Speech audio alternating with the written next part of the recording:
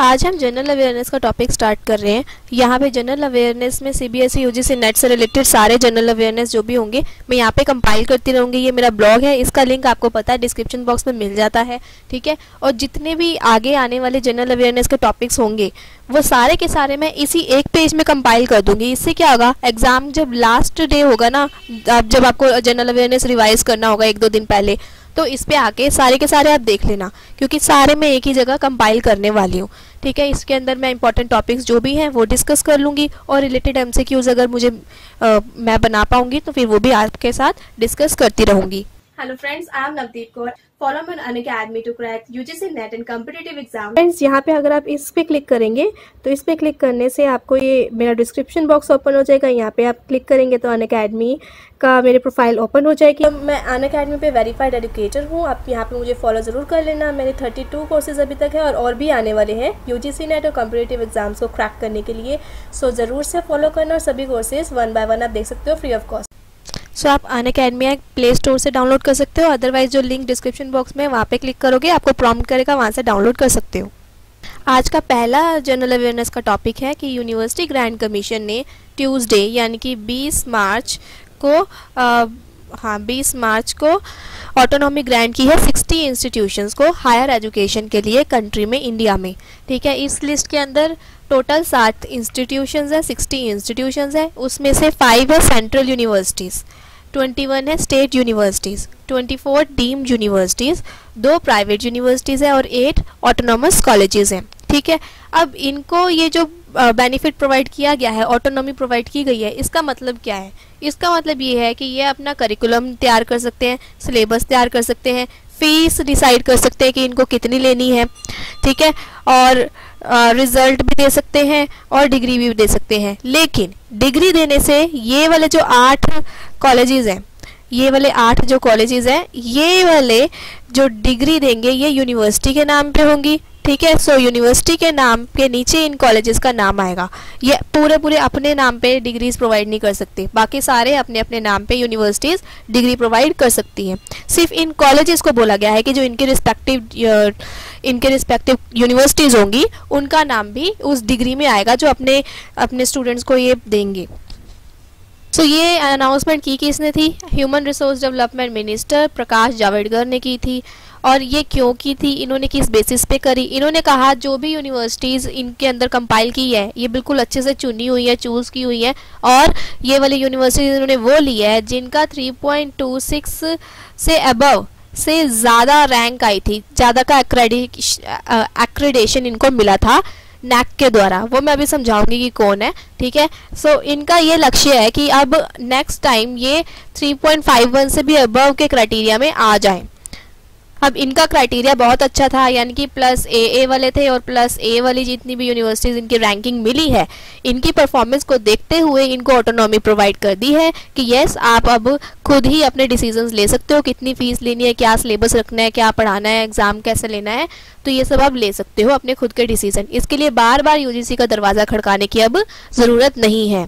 उसके अलावा ये वाली जो यूनिवर्सिटीज़ है ये अपने खुद के रिसर्च पार्क ओपन कर सकते हैं और जो लिंक कर सकते हैं दूसरे प्राइवेट यूनिवर्सिटीज़ के साथ, पार्टनरशिप कर सकते हैं। अब इसके लिए बार बार इनको कमीशन से अप्रूवल की ज़रूरत नहीं है। अब ये खुद ही अपने सिलेबस को सेट कर सकते हैं, एग्जामिनेशन रख सकते हैं, उसको चेक कर सकते हैं, सारा इवैल्यूएशन कर सकते हैं और रिजल्ट को भी डिक्लेयर कर सकते हैं। Only degree will be awarded by respective university. सीधा साधा ये ध्यान में रखना है कि जो यूनिवर्सिटीज़ है वही डिग्री प्रोवाइड करेंगी। जो कॉलेजेस आ गए इसके बीच में वो भी अपने यूनिवर्सिटी के नाम पे डिग्री प्रोवाइड करेंगे, उनका नाम नीचे वैसे आ जाएगा।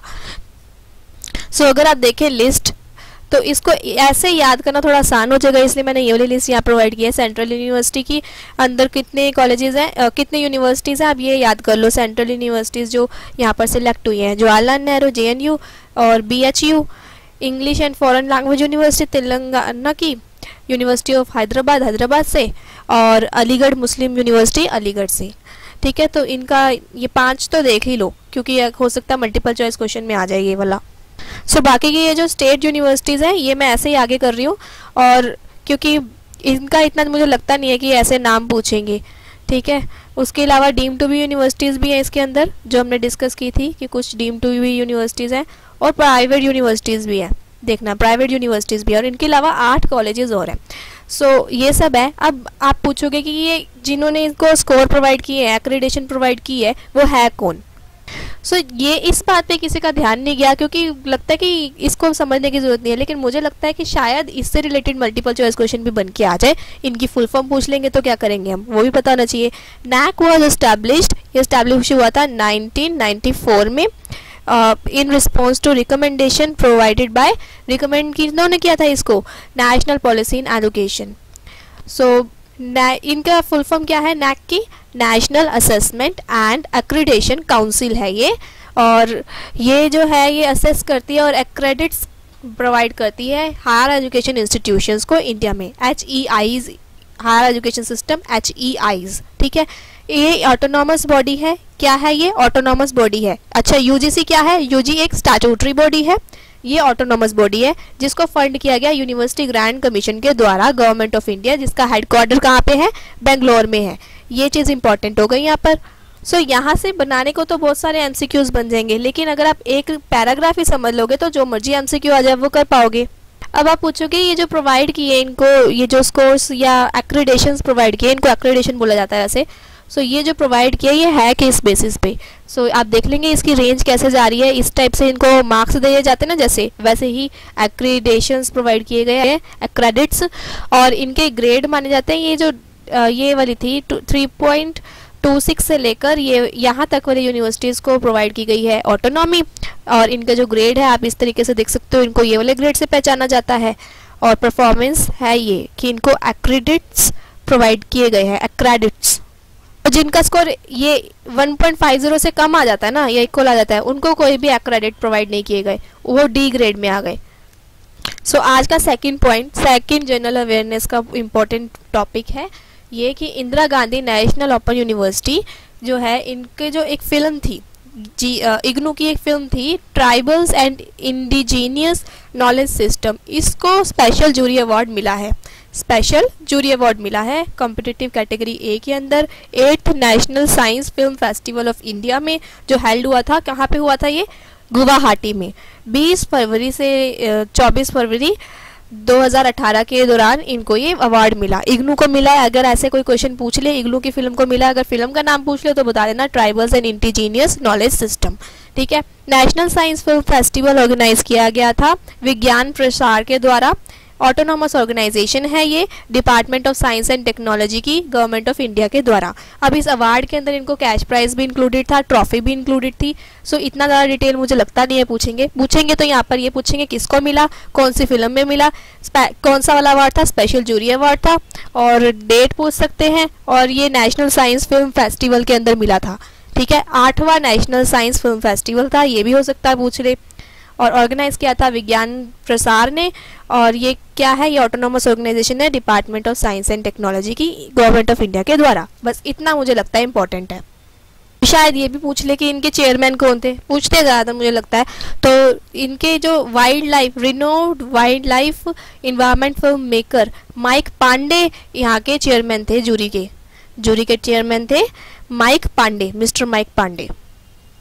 जो ये प्रोफेसर कपिल कुमार है, डायरेक्टर हैं ये इग्नू के, इन्होंने डिस्क्राइब किया कि ये बहुत ही अच्छा इग्नू के इस डिपार्टमेंट के, यानी कि इस सेंटर के, इलेक्ट्रॉनिक मीडिया प्रोडक्शन सेंटर के, EMPC सेंटर के हैं ये। इन्होंने डिस्क्राइब किया कि ये अचीवमेंट बहुत ही तगड़ी, बहुत ही अच्छी अचीवमेंट है इलेक्ट्रॉनिक मीडिया प्रोडक्शन सेंटर के लिए। क्योंकि इन्होंने ये अवार्ड बहुत ही अच्छे से अपना फिल्म को प्रोड्यूस करके एंड ऑल बहुत ही अच्छे से मेहनत करके लिया है, और इसके लिए इन्होंने पूरी टीम को कॉन्ग्रेचुलेट भी किया।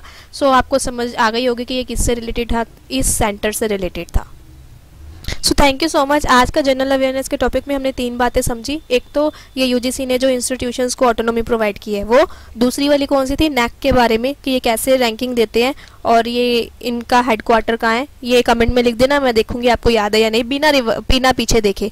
अगर नहीं याद तो फिर पीछे देख लेना, ठीक है। और एक और चीज़ मैंने आज बताई थी, वो कौन सी, इग्नू वाली। तो ये 3 चीज़ें मैंने आज के जनरल अवेयरनेस के सेक्शन में बताई है, बाकी हम और डिस्कस करते रहेंगे डेली बेसिस पे। सो ऐसे ही नव क्लासेस देखते देखते रहें, अपने फ्रेंड्स के साथ ज़रूर शेयर करना। कोई भी प्रॉब्लम हो कमेंट सेक्शन में पूछ सकते हो, ठीक है। और आपको कोई इंपॉर्टेंट टॉपिक याद आया है या कहीं आपने देखा था जीए से रिलेटेड, ज़रूर बताना ताकि हम लोग वो भी इसके अंदर ऐड कर लें, ठीक है, ताकि आप भी ना भूलो और हम इसमें ऐड कर लें तो बेनिफिट सबका ही होगा। Thank you so much.